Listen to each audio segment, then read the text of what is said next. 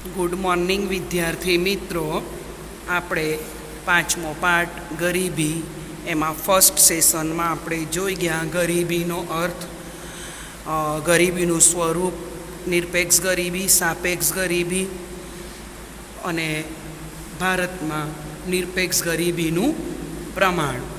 પાછા આપણે આંકડાકીય માહિતી લઈ જઈએ નિરપેક્ષ અને સાપેક્ષ ગરીબીના. તો આપણે લઈએ NSSO નેશનલ સેમ્પલ સર્વે ઓર્ગેનાઇઝેશનના 11-12ના આંકડા, જે તમારી બુક્સની અંદર છે પાના નંબર 50 પર. 2004-05ના ટકામાં ભારતમાં ગરીબીનું ટકાવારી પ્રમાણ હતું 41.8. 11-12માં ગ્રામ્ય ક્ષેત્રે 25.7%, શહેરી ક્ષેત્રે 25.7 2004-05માં અને 11-12માં 13.7. સમગ્ર ભારતની વસ્તીમાં જોવા જઈએ તો 2004-05માં કુલ વસ્તીની ટકાવારીના 37.2% ગરીબીનું પ્રમાણ હતું. 11-12માં તે ઘટીને 21.9% થયું. આર્થિક સર્વે થયું તેના આંકડા છે. આગળ આપણે નિરપેક્ષ ગરીબીનું પ્રમાણ રાજ્યવાર લઈએ તો 11-12ના જે આંકડા છે આર્થિક સર્વેના વર્ષ 11-12ના, તો 10%થી ઓછી ટકાવારી ક્યાં છે, કયા રાજ્યમાં, એવું એક વાક્યના પ્રશ્નમાં પણ પૂછાય. તો ગોવા, કેરળ, હિમાચલ પ્રદેશ, સિક્કિમ અને પંજાબ, અને આંધ્રપ્રદેશ. બરાબર. 10%થી 20% ગરીબી હેઠળ વસ્તી ધરાવનારા રાજ્યો કયા? તો જમ્મુ કાશ્મીર, હરિયાણા, તમિલનાડુ, ગુજરાત, રાજસ્થાન, મહારાષ્ટ્ર, ત્રિપુરા, નાગાલેન્ડ અને મેઘાલય. 20થી 30% હેઠળ વસ્તીની ટકાવારી ગરીબીની પશ્ચિમ બંગાળ, મિઝોરમ, કર્ણાટક, ઉત્તર પ્રદેશ. 30થી 40% વસ્તીની ટકાવારી ગરીબીની કાં છે, કયા રાજ્યમાં છે? તો મધ્યપ્રદેશ, અસમ, ઓડિશા, બિહાર, અરુણાચલ પ્રદેશ, મણિપુર, ઝારખંડ અને છત્તીસગઢ. બોર્ડની અંદર મોટે ભાગે સૌથી ઓછી ગરીબી કયા રાજ્યમાં અને સૌથી વધુ ગરીબી કયા રાજ્યમાં એમ પૂછાય. તો સૌથી ઓછી ગરીબી ગોવા, કેરળ, હિમાચલ પ્રદેશ, સિક્કિમ, પંજાબ અને આંધ્રપ્રદેશ. સૌથી વધુ મધ્યપ્રદેશ, અસમ, ઓડિશા, બિહાર, અરુણાચલ પ્રદેશ, મણિપુર, ઝારખંડ અને છત્તીસગઢ. બરાબર. સાપેક્ષ ગરીબીની વ્યાખ્યા પૂછાય તો મેં તમને જૂથ પ્રમાણે, ભાઈ જેની 4 જૂથ છે કે ભાઈ જૂથ 1 તો કે ભાઈ એની 30,000 છે, જૂથ 2 તો 40,000 છે, જૂથ 3 તો કે ભાઈ એની 50,000 છે. તો આમ જૂથ 3 કરતાં જૂથ બીજો સાપેક્ષ ગરીબ કહેવાય અને જૂથ 2 કરતાં જૂથ 1 એ સાપેક્ષ ગરીબ કહેવાય. તો અહીંયા આપણે આ સાપેક્ષ ગરીબી એ આવકની અસમાનતા માટે સામાન્ય રીતે આવક જૂથોની રચના, લોરેન્જ વક્ર અને ગીની ગુણોત્તર જેવી પદ્ધતિનો ઉપયોગ થાય છે. હવે લોરેન્જ વક્ર અને ગીની ગુણોત્તર એટલે શું તેની વ્યાખ્યા યાદ રાખજો. અર્થશાસ્ત્રમાં લોરેન્જ વક્ર તે આવક અથવા સંપત્તિની વહેંચણીની આલેખ દ્વારા રજૂઆત કરે છે.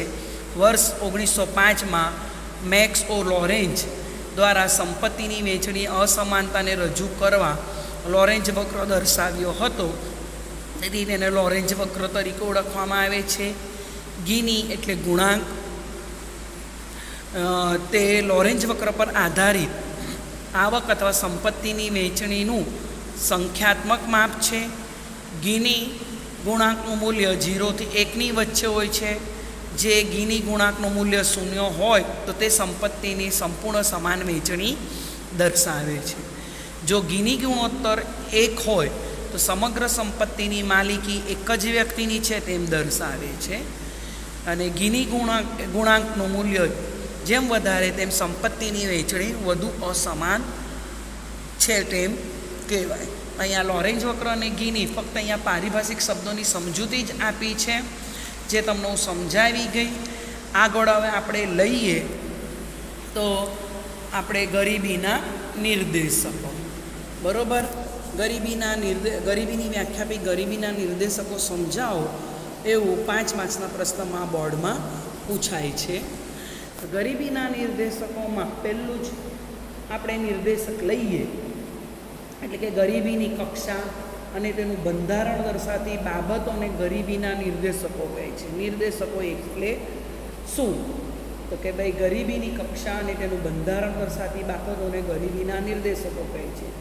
દેશમાં ગરીબીને દર્શાવતા વિવિધ પરિબળોને ગરીબીના નિર્દેશક તરીકે ઓળખવામાં આવે છે.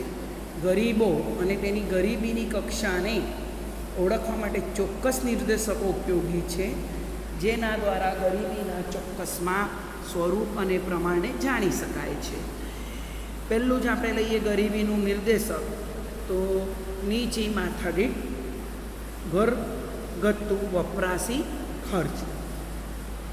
માથાદીઠ ઘરગથ્થુ વપરાશી ખર્ચ તે કોઈ એક વર્ષ દરમિયાન કુટુંબો દ્વારા ખરીદેલ બધી જ વસ્તુઓ અને સેવાઓ, જેની અંદર ટકાઉ વસ્તુઓ એટલે આગળ આપણે સમજાવી ગઈ, જેમ કે જે લાંબા સમય સુધી ટકે એવી વસ્તુ, કાર, વોશિંગ મશીન, કોમ્પ્યુટર, એસી વગેરેના બજાર મૂલ્યોને તે જ વર્ષની વસ્તી વડે ભાગતા પ્રાપ્ત થાય છે.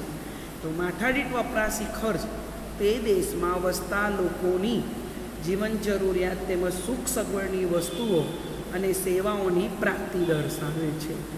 તો વિકાસમાન દેશોમાં વિકસિત દેશોની તુલનામાં માથાદીઠ વપરાશી ખર્ચ ઘણું જ ઓછું હોવાથી જીવનની ગુણવત્તા ઘણી જ નીચી હોય છે. તેથી ગરીબી વધુ પ્રમાણમાં જોવા મળે છે.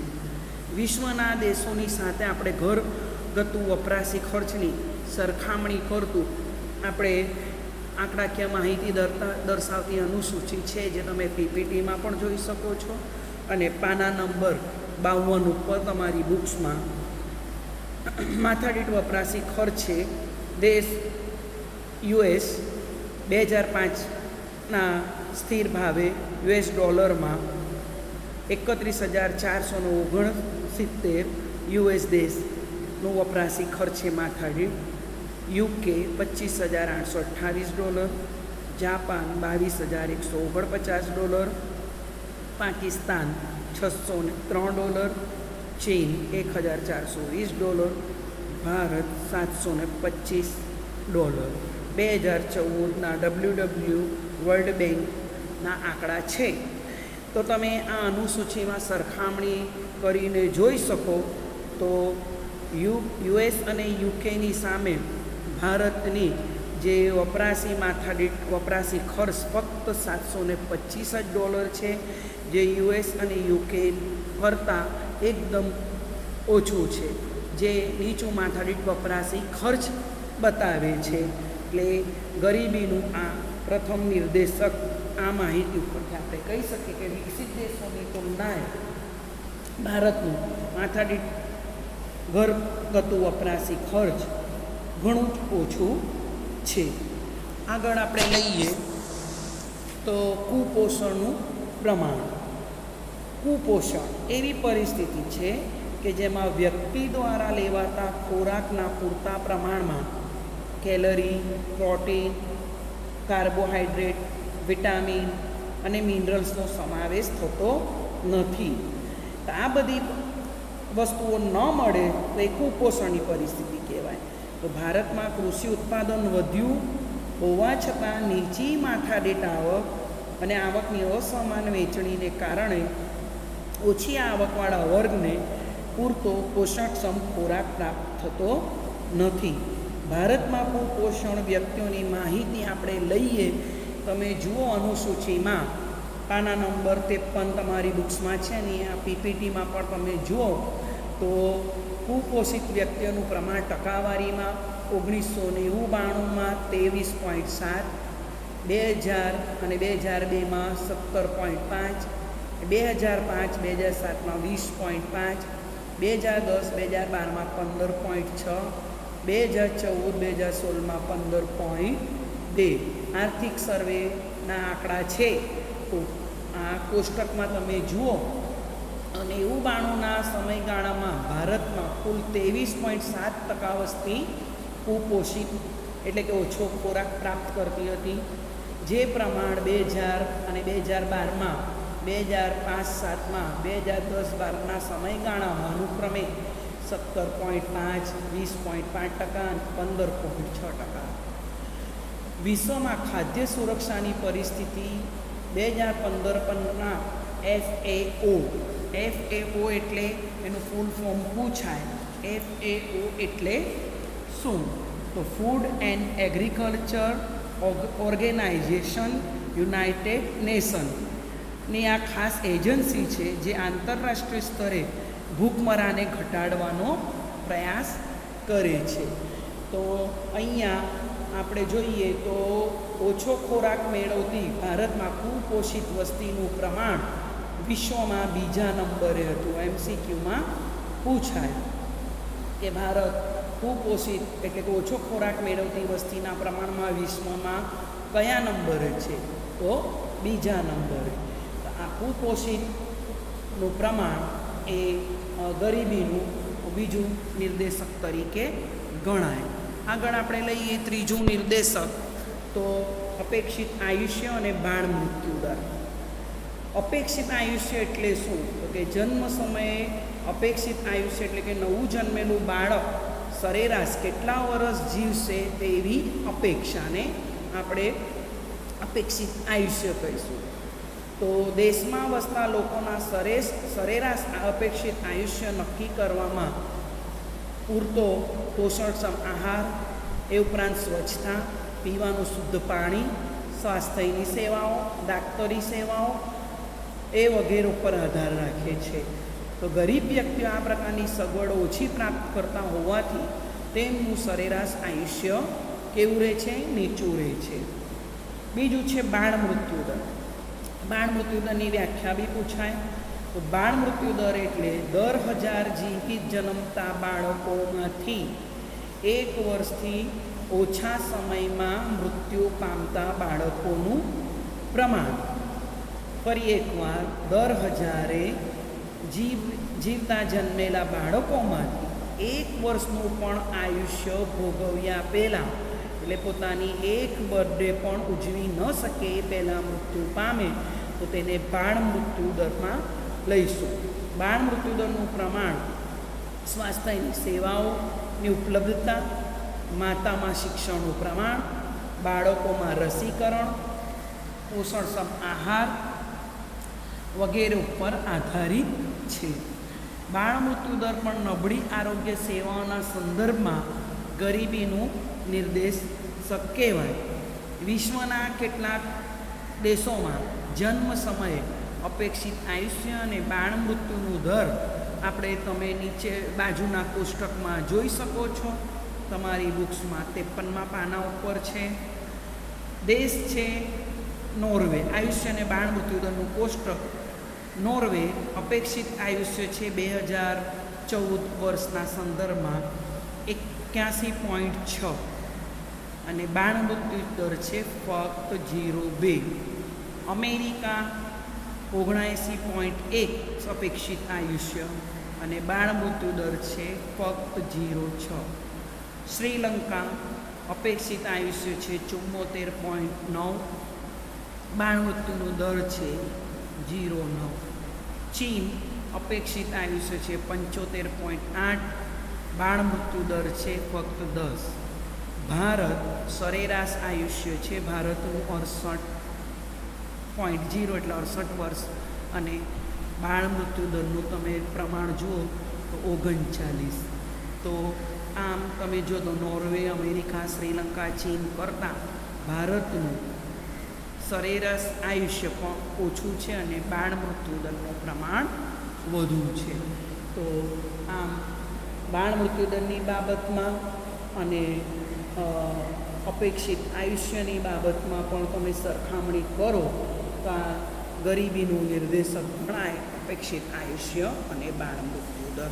આગળ આપણે લઈએ તબીબી સેવાઓ અથવા સગવડો. તો વિકસતા દેશોમાં આરોગ્ય વિષયક સેવાઓ ઓછી હોવાને કારણે લોકો આવી સેવાઓથી વંચિત રહે છે. પરિણામે ગરીબી વધારે હોય છે. સ્વાસ્થ્ય ક્ષેત્રે ડૉક્ટરો, નર્સ, કમ્પાઉન્ડર વગેરે કર્મચારીઓનો સમાવેશ થાય છે.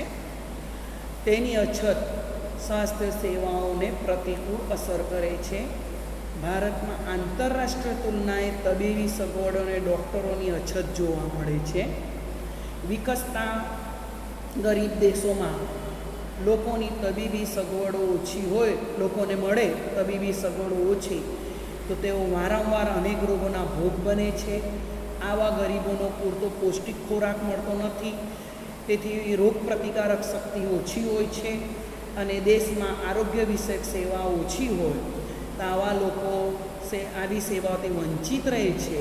જે હાલમાં હમણાં કોવિડ-19ના હિસાબે આપણે તો આ પરિસ્થિતિ જોવા મળે છે કે જેને રોગ પ્રતિકારક શક્તિ ઓછી હોય, રોગ પ્રતિકારક શક્તિ ઓછી છે એનો મતલબ કે ખોરાક પૌષ્ટિક ઓછો હોય, મળતો ન હોય, તેવા લોકોને આ રોગ જલ્દી લાગુ પડે છે અને આવી સેવાઓથી વંચિત રહે એટલે ગરીબીનું પ્રમાણ વધારે હોય, એ લોકોની પાસે આવક ન હોય તો ખર્ચ ન કરી શકે અને મૃત્યુ દર ઊંચો હોય આવા લોકોમાં. તો વિકસતા દેશોમાં દર 6,000ની વસ્તી માટે એક ડૉક્ટરની સેવા ઉપલબ્ધ છે.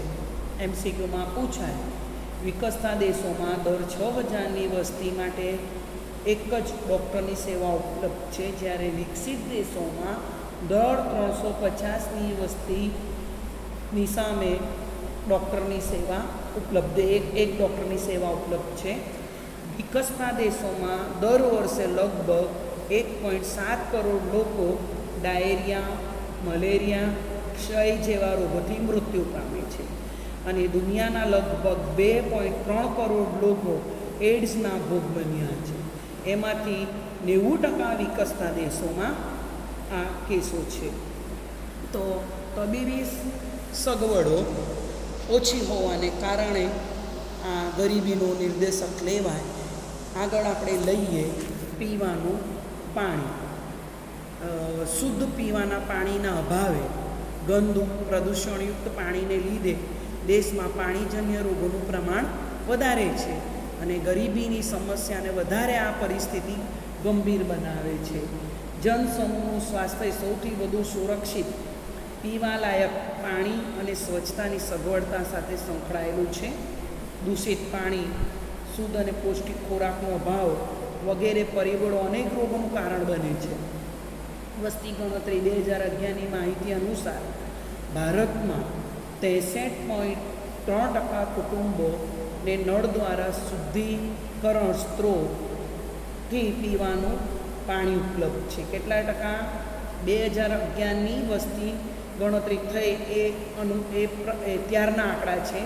63.3%ને જ પીવાનું પાણી, શુદ્ધ પીવાનું પાણી ઉપલબ્ધ છે. 8.67% કુટુંબોને નળ દ્વારા શુદ્ધિકરણ ન કરેલ પાણી, 26% લોકોના અન્ય સ્ત્રોત જેવા કૂવા, અન્ય સ્ત્રોત એટલે કૂવા, હેન્ડપંપ, ટ્યુબવેલ, ઝરણા, નદી, નહેરો, તળાવથી પીવાનું પાણી પ્રાપ્ત કરે છે. શુદ્ધ પીવાના પાણીની ગેરહાજરીમાં ગંદુ અને પ્રદૂષણયુક્ત પાણી દેશમાં પાણીજન્ય રોગો વધારી ગરીબીની સમસ્યાને વધારે ગંભીર બનાવે છે. તો આ 5મો ટૉપિક તમારું થયું ગરીબીનું નિર્દેશક. આગળ આપણે લઈએ 6, શૌચાલયની સુવિધા. ભારતમાં વસ્તી ગણતરીની માહિતી, વસ્તી ગણતરી ક્યારે થઈ? છેલ્લી 2011ની. તે માહિતી અનુસાર, એ આંકડા અનુસાર કુલ વસ્તીના લગભગ 70% વસ્તીને જ ગ્રામ્ય વિસ્તારોમાં કુલ વસ્તીના લગભગ 70% વસ્તી ગ્રામ્ય વિસ્તારોમાં રહે છે, જેમને પાણીજન્ય અને ચેપી રોગો થવાની શક્યતા વધુ છે. કેમ? તો કે ત્યાં શૌચાલયની સુવિધા એટલી બધી નથી. આનાથી બચવા સ્વચ્છતા મહત્ત્વની છે અને તે માટે શૌચાલયની સુવિધા અગત્યની છે. તો તમે અનુસૂચિમાં જુઓ, પાના નંબર 54 અને આ PPTમાં પણ છે. તો કુલ કુટુંબોને એટલે કે 100% કુટુંબોમાંથી મકાનમાં શૌચાલયની સગવડો ધરાવતા કુટુંબો કેટલા છે? ફક્ત 66%. એટલે શૌચાલયની સગવડના પ્રકાર મુજબ ઝૂંપડાવાસી કુટુંબો એમાં મકાનમાં શૌચાલયની સુવિધા હોય તો 66%, અને મકાનમાં શૌચાલયની સગવડ ન હોય તેવા 34%. તો ભારતમાં 66% કુટુંબો મકાનની અંદર જ શૌચાલયની સુવિધા ધરાવે છે, બરાબર. જ્યારે બાકીના 34% કુટુંબો જાહેર શૌચાલય કે ખુલ્લામાં જાય છે શૌચ કરવા. પરિણામે સ્વચ્છતાના અભાવે પ્રદૂષણ અને શારીરિક નબળાઈ, ઉત્પાદન નીચી રાખે છે અને ગરીબી વધારવા માટે આ કારણ પર આ પરિબળ પણ કારણભૂત છે. અહીંયા સુધી. Thank you. આવતા સેશનમાં મળીશું.